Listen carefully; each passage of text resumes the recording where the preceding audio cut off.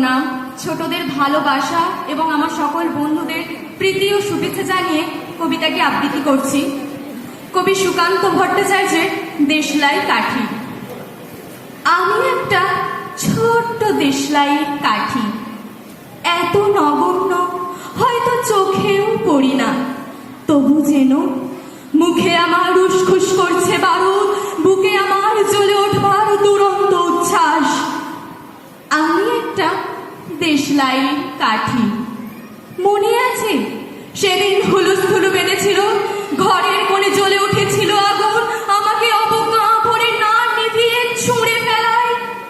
কত ঘরকে দিয়েছি পুড়িয়ে, কত প্রাসাদকে করেছি ধূলিসাৎ।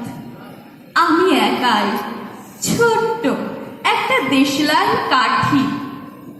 এমনি বহু নগর বহু রাজ্যকে দিতে পারি ছাড় খাড়